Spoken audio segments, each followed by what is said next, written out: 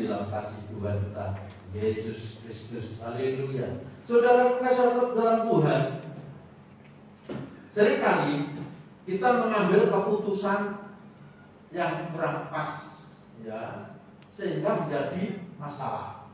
Ya. Siapa yang seringkali mengambil keputusan terus akhirnya jadi masalah? Saya seringkali mengambil sebuah keputusan yang salah, akhirnya jadi masalah. Ya. Tetapi firman Tuhan mengajarkan kepada kita bagaimana keputusan itu menjadi sesuatu hal yang luar biasa. Haleluya. Judul firman Tuhan pada sore hari ini memberikan judul keputusan yang salah jadi masalah. Keputusan yang salah jadi masalah. Firman Tuhan. Nah, kita akan melihat di dalam Amsal 3 ayat yang ke-5. Amsal 3 ayat yang ke-5.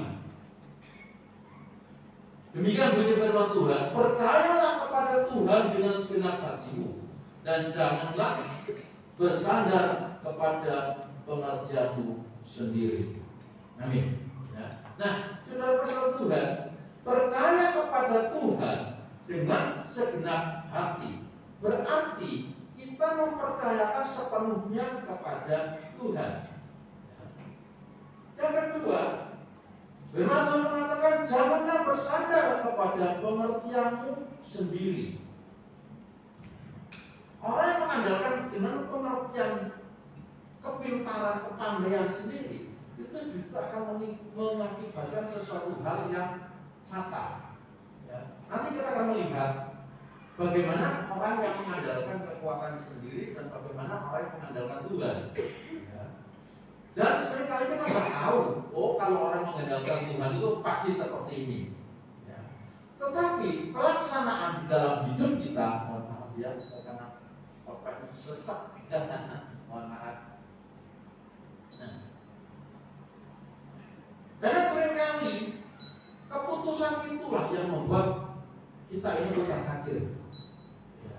Keputusan-keputusan yang seringkali mengandalkan kekuatan sendiri itu seringkali jadi masalah.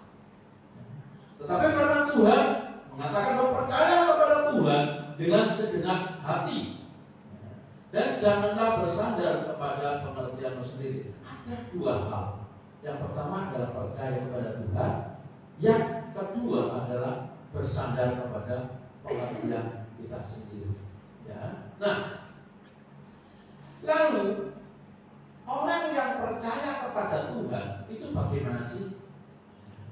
Orang yang percaya kepada Tuhan yang pasti akan mengikuti alurnya Tuhan. Akan mengikuti alurnya Tuhan. Bukan dari pikiran kita sendiri, tetapi kita diberikan hikmat kepada Tuhan. Kita mengikuti jalannya Tuhan, mengikuti perintahnya. Ya. Yang kedua, ya, percaya dengan rencana Tuhan tidak pernah gagal. Itu adalah ciri orang yang percaya kepada Tuhan. Mengikuti alurnya Tuhan karena itu yang terbaik. Yang kedua, percaya rencana Tuhan tidak pernah gagal. Yang ketiga adalah mengandalkan Tuhan dalam segala sesuatunya. Ini adalah ciri orang yang percaya kepada Tuhan dengan segenap hati. Ya. Nah, lalu bagaimana orang yang bersandar kepada pengertiannya sendiri? Ya. Orang yang bersandar kepada pengertiannya sendiri, yaitu merasa bisa melakukan apapun tanpa ada bantuan. Merasa bisa. Ya. Orang yang merasa bisa ini sulit untuk diatur. Ya. Merasa bisa sulit untuk merendahkan diri.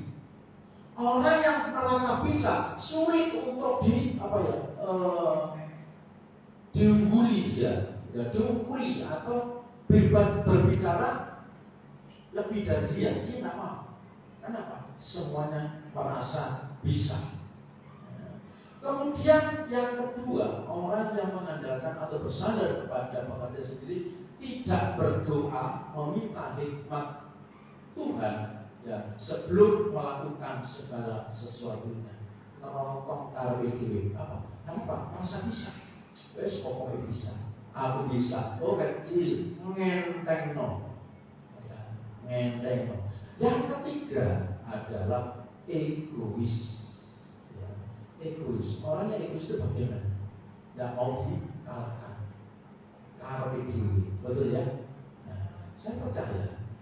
Nah, orang yang sudah egois, isinya apa? Pikirannya selalu negatif. Kelihatannya datang ke gereja, tapi hanya datang sekadar datang menilai. Ya. Setelah menilai, memvonis. Oh salah itu, oh gini. Nah, ini. Nah, apalagi orang yang merasa bisa melakukan apapun, pasti pikirannya itu gampang. Nah, kemudian dia datang ke gereja hanya menilai. Entah itu menilai pelayan, entah itu menilai pemain musik, entah itu menilai WL singer, entah itu menilai gembala. Pasti nilainya selalu negatif. Oh, gereja cuma gitu. Oh, main musik seperti itu, WL-nya seperti itu, akhirnya apa? Hatinya ini nggak sejahtera. Apa? Isinya apa? Menilai. Nah, akhirnya pulang tidak mendapatkan berkat. Isinya apa? Gerundel. Wes gak gereja-gerejaan. Wes gak akan datang ke gereja, percuma. Ya. Enak loh di gereja di sana, lebih enak, lebih wah, lebih. Kalau saudara datang hanya menilai, sampai kapanpun hati saudara tidak akan tenang. Hati saudara tidak akan tenang, tidak akan merasa mendapatkan berkat yang begitu luar biasa.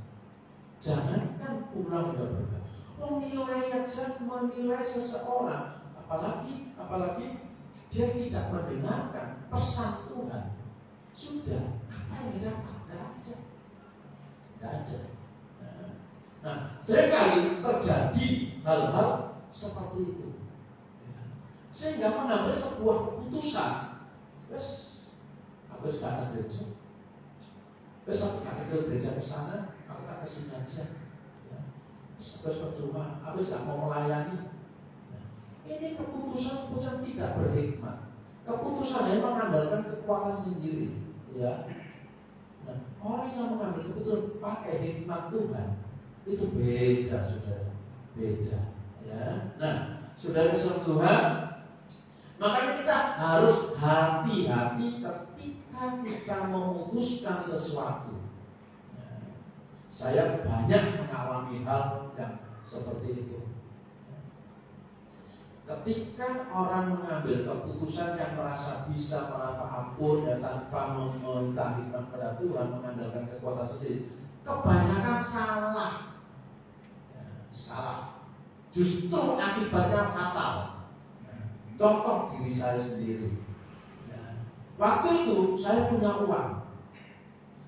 Saya taruh di bank, ini sudah pernah saya ceritakan, saksikan di sini. Saya punya uang di bank, bunganya cuma sedikit.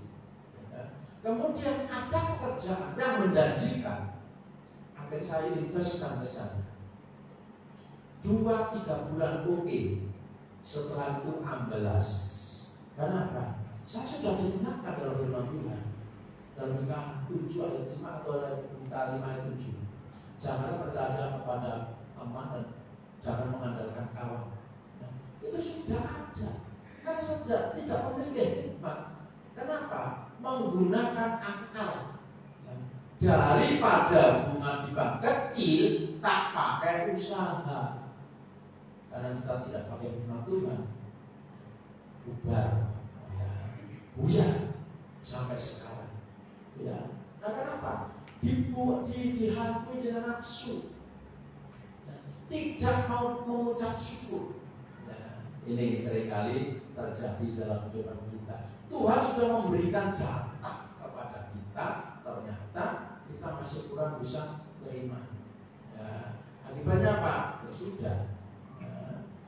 Setelah beberapa tahun baru-baru ini, saya juga mengambil keputusan yang salah. Saya mulai resign dari pekerjaan, punya modal. Pikiran saya, daripada modal saya mau resign, modal ini saya gunakan untuk usaha. Juga saya sudah pernah saya saksikan di sini. Jualan minyak goreng.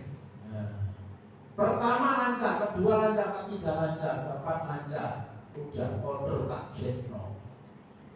Sampai mencapai 2.500 karton waktu itu. Ya, sudah berapa ratus juta yang saya invest ke sana. Ternyata saudara juga gak kunjung datang sampai dengan hari ini. Ya, keputusan yang salah. Saya tidak berhikmat. Kenapa? Saya hanya dibantu dengan nafsu. Nafsu apa? Kepingin memiliki uang yang banyak. Daripada karena saya tidak mengandalkan Tuhan, Tuhan ambil semuanya. Oh, kamu seperti ini. Kamu tidak mengandalkan, kamu sudah ambil aja. Dan dengar hari ini dia sudah ketangkap dan masuk penjara. Ya. Nah, lalu bagaimana? Ya tidak tahu, sudah. Ya. Ini karena keputusan saya berdampak yang tidak baik. Ya. Tapi dari sini saya belajar bahwa semuanya ini adalah titipan Tuhan. Kalau sudah diambil sama Tuhan ya sudah. Tapi itu kalau masih rezeki saya, pasti Tuhan akan mengembalikan dengan cara Tuhan, bukan cara saya. Ya. Dan saya tetap mengucap syukur kepada Tuhan. Justru saya terima kasih. Dengan hari ini Tuhan mengingatkan kepada saya harus hati-hati untuk mengambil sebuah keputusan. Lakukan bersama Tuhan, pasti aman. Ya, ini. Nah, termasuk Tuhan. Dan kita akan melihat contoh, ya, contoh dari seorang nabi. Dia sebagai seorang nabi, ya, tentunya dia sudah banyak pengalaman. Ya, tetapi apa yang terjadi? Ya, kita melihat dalam Yunus, kitab Nabi Yunus pasal 1 ayat 1 sampai ayat ke-17, ya.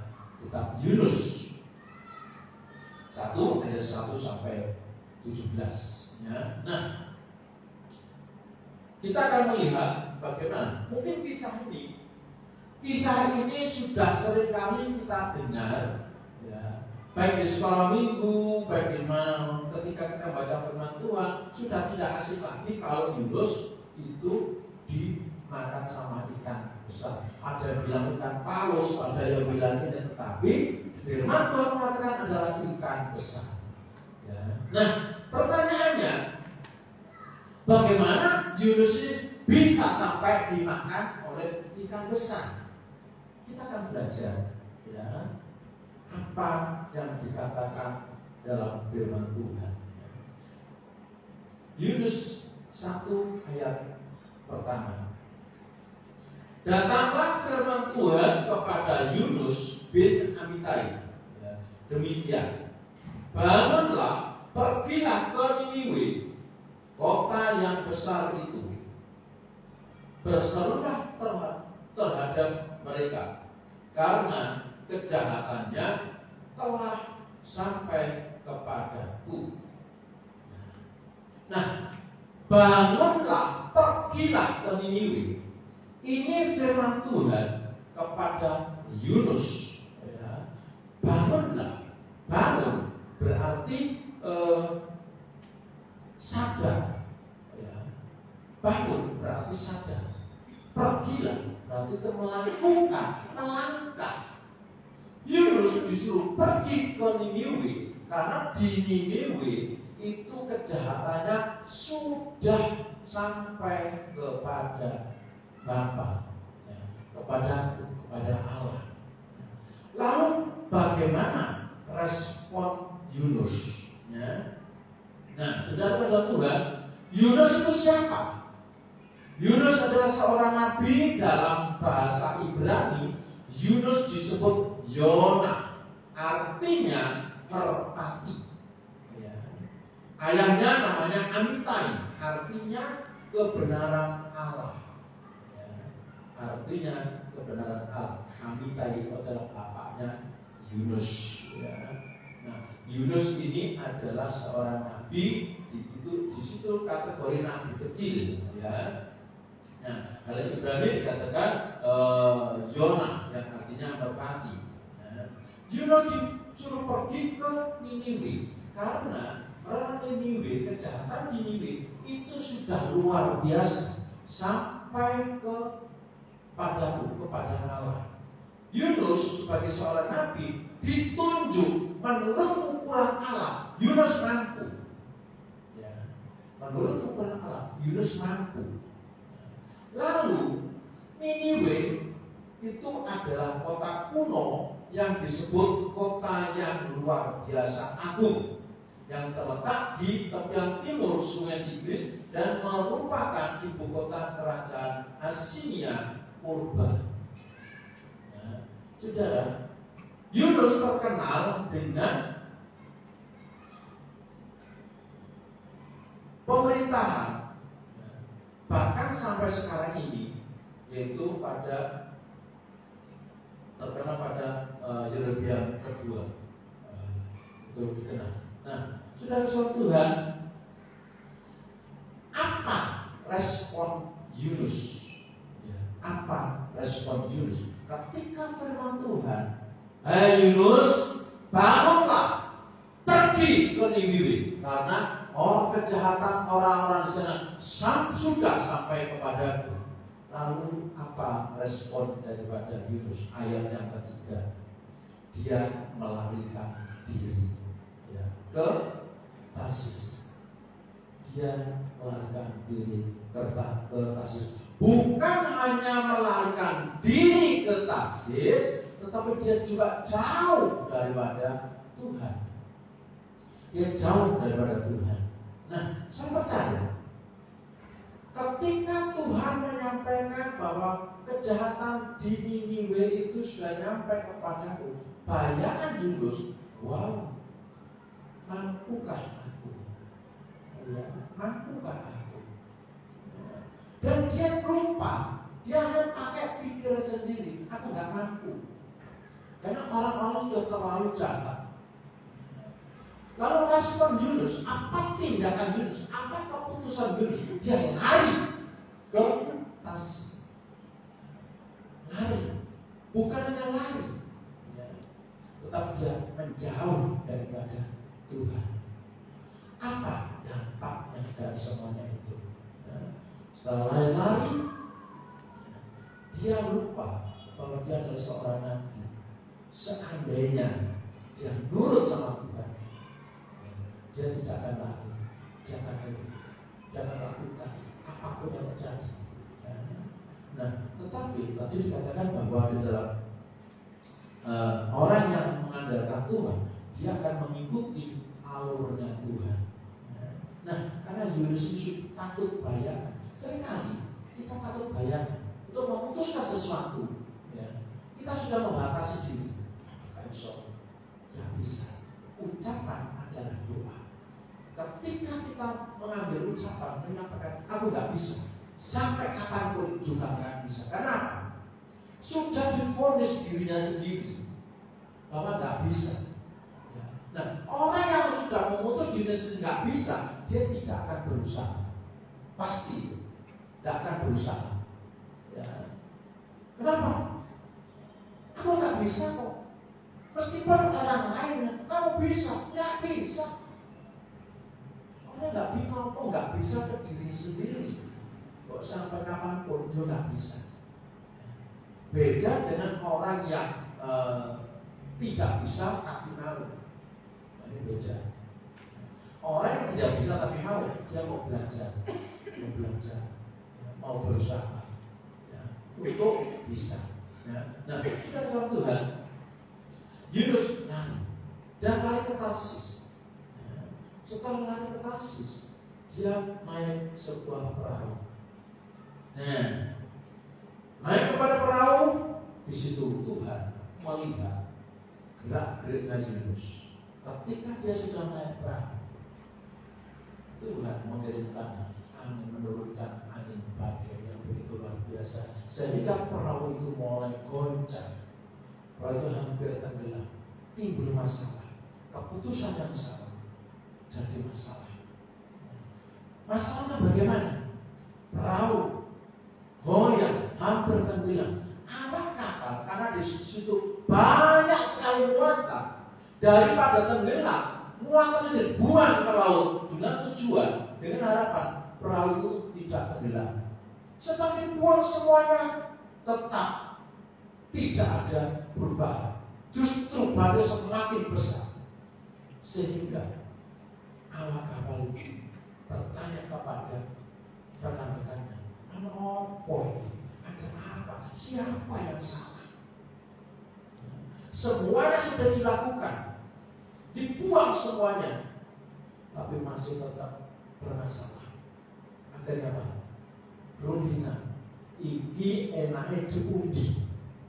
Siapa nanti yang menerima undi tersebut? Itu yang masalahnya. Akhirnya awak kapal ini membuat undi, jatuh kepada Yunus. Jatuh pada Yunus. Kapten atau nahkoda kapal ini nyari Yunus. Mana orang ini? Ternyata dia turun di bawah, dia tertidur, seolah-olah nggak ada beban. Nggak ada beban. Ya. Biasa orang yang sudah jadi masalah, orang itu rasanya sudah baros, sudah nekat. Tetapi orang ini, yang awak kapal yang sedang, "Kamu orang dari mana? Kamu siapa?" Dia ngaku saudara, adalah orang Ibrani. Dia menyadari bahwa semuanya adalah salahku. Dia menyadari. Setelah menyadari, apa yang dilakukan oleh Yunus? Sudah, aku buangin ke laut. Saya percaya pasti akan reda. Nah, awak kapal ini rasanya masih gak tega atau bagaimana. Dia tetap, perahunya itu berusaha untuk dihindarkan ke darat, tapi tidak bisa. Ombak semakin besar, semakin besar. Akhirnya apa yang jadi keputusan? Bahwa Yunus dilempar ke laut. Setelah dilempar ke laut, ombak itu baru reda. Nah, setelah ombak itu reda, awak kapal ini sangat ketakutan. Dia takut bahwa ini adalah benar-benar Allah yang melakukan. Nah, saudara-saudara Tuhan, ketika kita mengambil sebuah keputusan, jadilah kita sebagai anak-anak Tuhan selalu mengandalkan Tuhan. Ketika keputusan salah, maka akan jadi bersalah. Yunus hari ini kita berikan pelajaran buat kita. Kita sudah mengaku bahwa anak-anak Tuhan.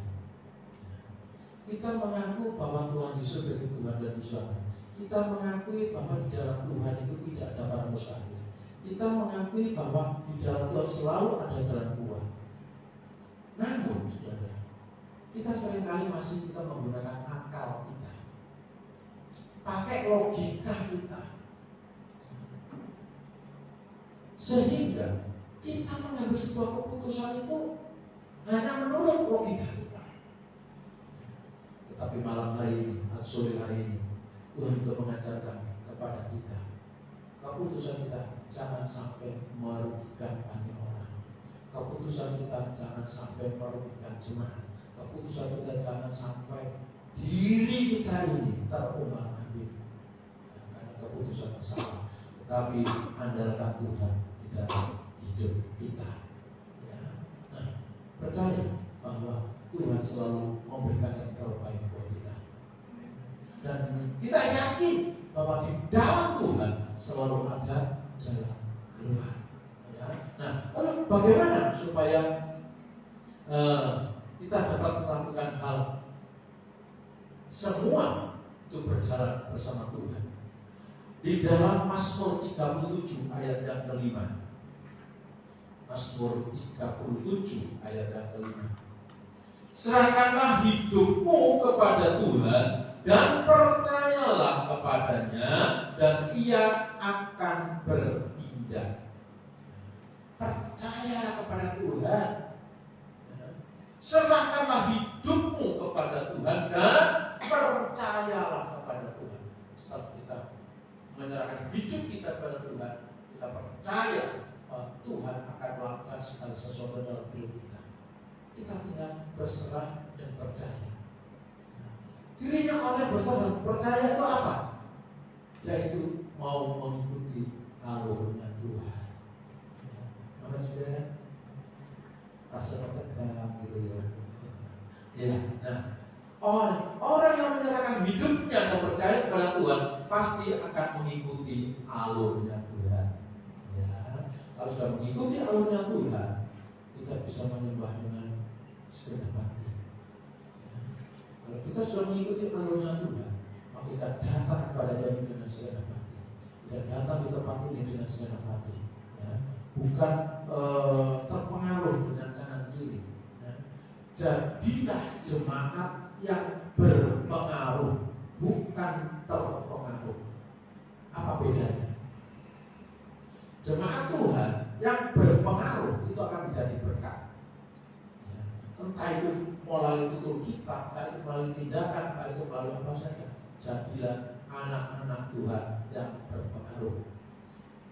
Jangan menjadi anak-anak Tuhan yang terpengaruh. Menjadi anak-anak yang terpengaruh itu mudah diombang-ambingkan. Saudara di Jepang, ya apa saya enak, Bismillah. Terpengaruh, ya.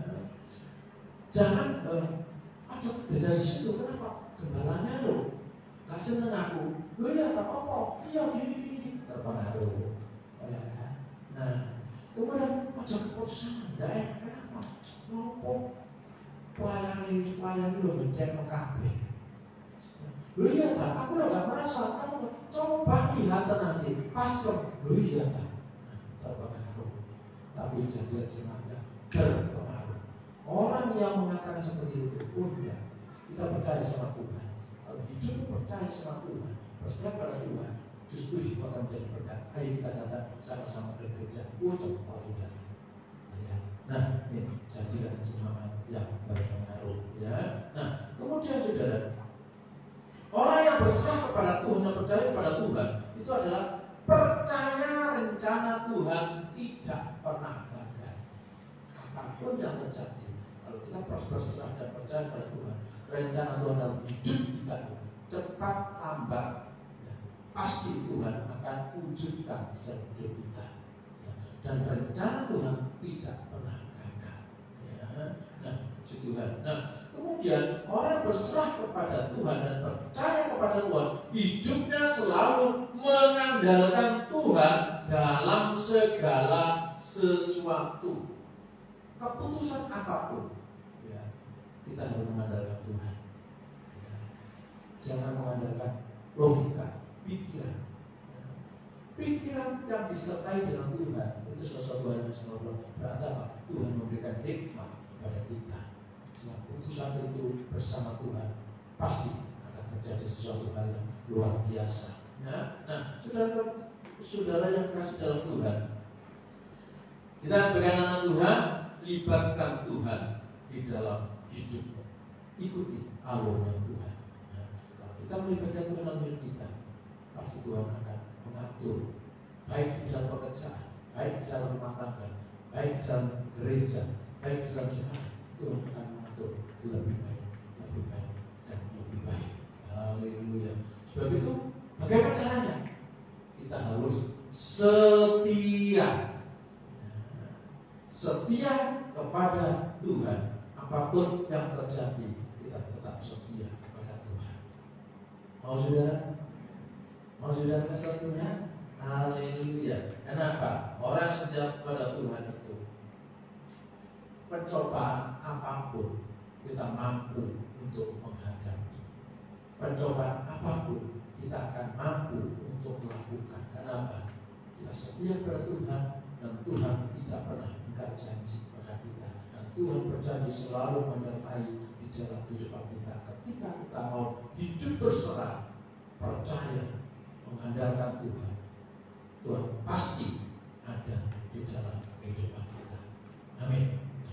Tuhan telah menurunkan pada sore hari ini, kiranya boleh memberikan berkat untuk kita semuanya. Puji Tuhan. Dan kita akan naikkan satu pujian, aku mau setia pada Tuhan. Haleluya. Glory, haleluya. Terpujilah nama-Mu Tuhan.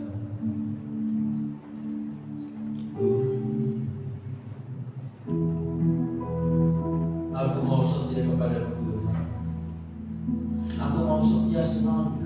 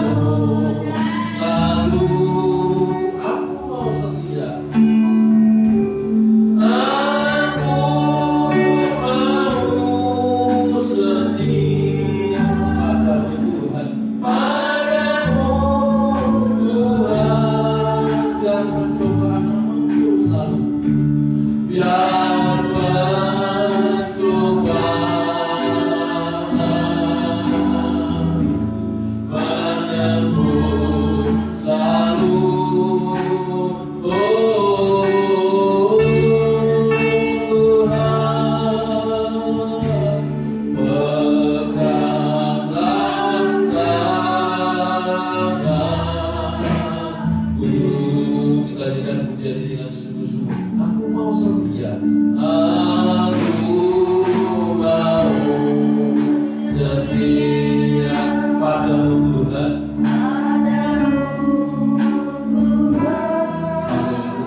Aku mau setia. Aku mau setia padamu selalu. Selalu. Aku mau setia. Aku mau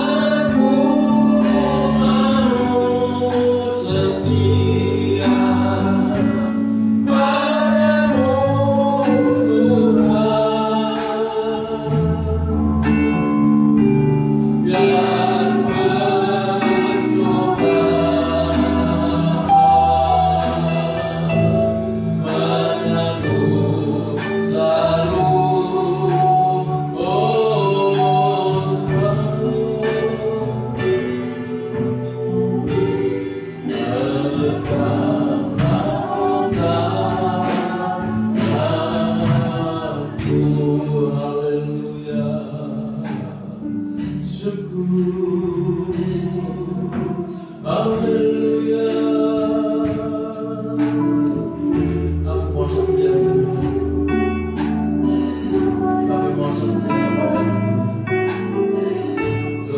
padamu Tuhan.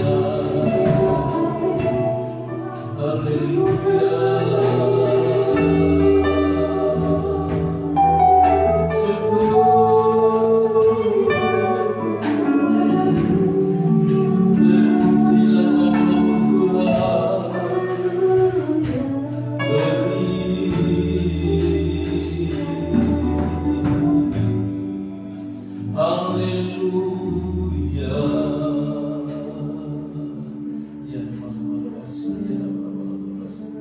padamu selalu. Kami bersyukur Tuhan dalam kesempatan luar biasa pada saat sore hari ini. Kami telah mendengarkan pesan daripada firman-Mu. Tuhan, kami mau mengandalkan Engkau. Kami mau mengikuti alur-Mu Tuhan dalam setiap pribadi atas pribadi kami Bapa. Dan kami rindu Tuhan akan Engkau. Kami mau hidup mengandalkan Engkau Tuhan dalam hidup kami Tuhan. Biarlah Tuhan, setiap masalah demi masalah kami dapat lakukan bersama-Mu Tuhan. Terima kasih Tuhan, terima kasih berkat Tuhan. Firman-Mu dalam pribadi atas pribadi kami Tuhan, sehingga kami pulang ke tempat ini membawa berkat yang limpah melalui firman-Mu Bapa. Terima kasih Tuhan, terima kasih kami percaya, haleluya, berkat-Mu limpah lewat firman-Mu. Dan kami percaya pada sore hari ini Tuhan, Engkau telah beracara di dalam setiap pribadi atas pribadi kami Tuhan. Dan kami mau hidup mengandalkan Engkau di dalam nama Tuhan Yesus Kristus. Kami berdoa dan mengucap syukur. Haleluya. Amin.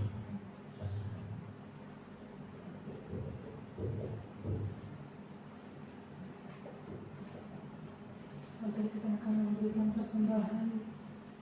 Kita tunjukkan kepada kita kembali berdoa. Terima kasih Tuhan buat firman yang luar biasa. Berkati hamba, berkati keluarganya, berkati pelayanannya Bapa. Biar apa saja yang dia kerjakan, Engkau yang membuat berhasil. Terima kasih Tuhan, kami akan memberikan persembahan dari apa yang kami miliki Tuhan, yang sudah Tuhan beri. Kami mau memberi untuk pekerjaan di tempat ini Tuhan.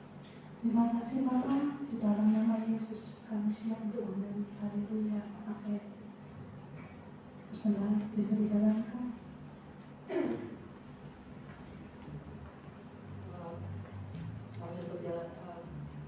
Setelah dijalankan, saya akan bacakan pengumuman untuk ibadah sepekan.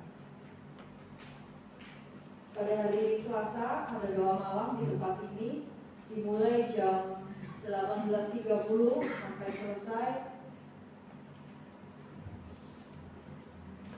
Hari Sabtu ada ibadah Y2A, yaitu Youth, Young and Adult, dimulai pukul 5 sampai dengan selesai.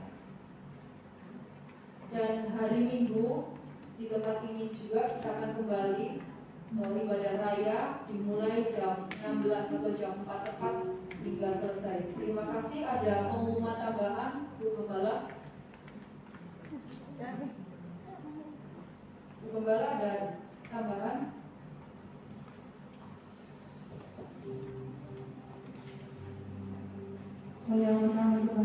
itu Bapak Ibu, kita akan akhiri ibadah pada sore hari ini.